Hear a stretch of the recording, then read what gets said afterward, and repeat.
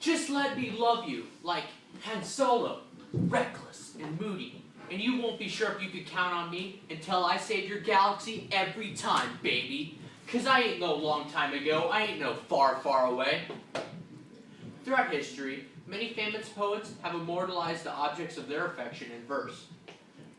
William Shakespeare compared his mistress, or mister, to a summer's day. Donne celebrated the eyes of his beloved. Petrarch expresses undying, unrequited love for Laura. Nebraska poet Matt Mason is no different, except that in his poems he intertwines his two main loves in life, his wife and his obsession with Star Wars. Mason traces parallels to one of our all-time favorite trilogies in 3 separate poems of his own creation. In my first selection, the poet tries to convince his beau to give him a chance by making comparison to some of the big screen's most famous galactic characters. Make Star Love, Not Star Wars, by Matt Mason. Let me love you like Luke. I may only be learning, but I can raise your spaceship out of the muck as I soared away from the desert planets into these rainy cosmos that I alone could crack open when you hear my voice, curled in your head like a man nested warm in a tauntaun's belly. You, reclining in your tinfoil bikini, surrounded by jittery chumps as I whisper, these are not the boys you're looking for, baby. You want to give me your number. I'm talking like my mouth is in your brain. Imagine what else I could do for you. Let me love you like Obi-Wan, with a love that never really dies. Let me love you like C-3PO, in 6 million different tongues. Let me love you smooth like Lando. Let me love you without the need for CGI graphics to get spliced in decades later, because it'll be just right, just like it is. Let me love you without prequels or sequels or Jar Jar Binquels. Let me love you like a Wookiee, tall and strong and baby. Let me love you like that, and I will love you wisely, like Yoda, because there's no other for us, love.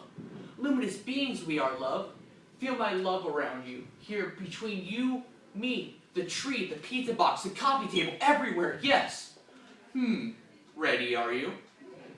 My next poem, Mason ponders his rejection for the woman he loves, using inspiration from one of the most famous sequels of all.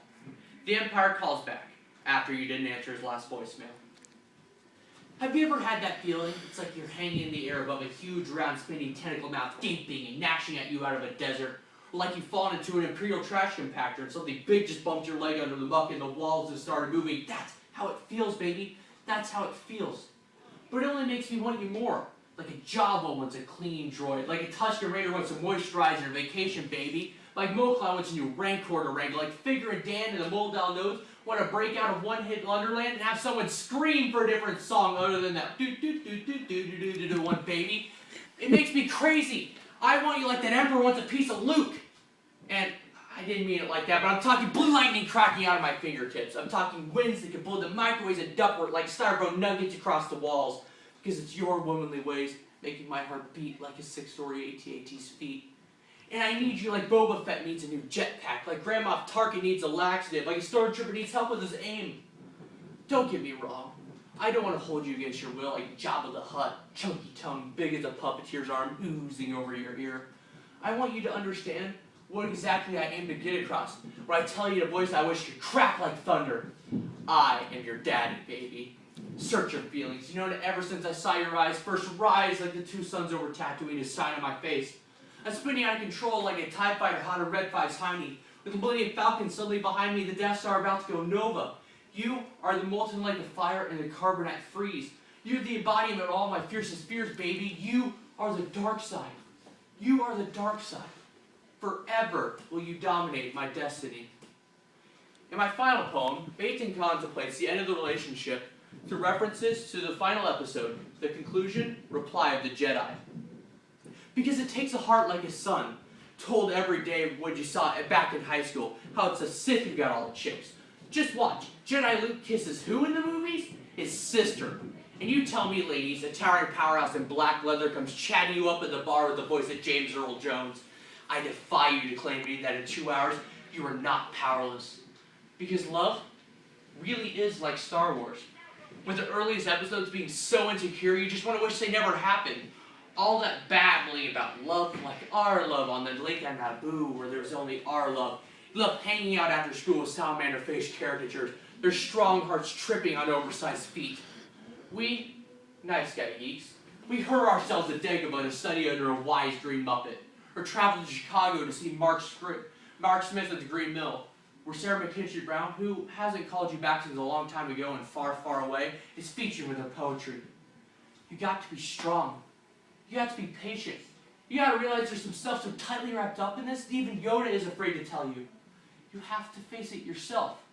You have to understand how the darkest enemy isn't the Emperor, or the quarterback, or the poet who wins a slam, or Darth Buttface, or her.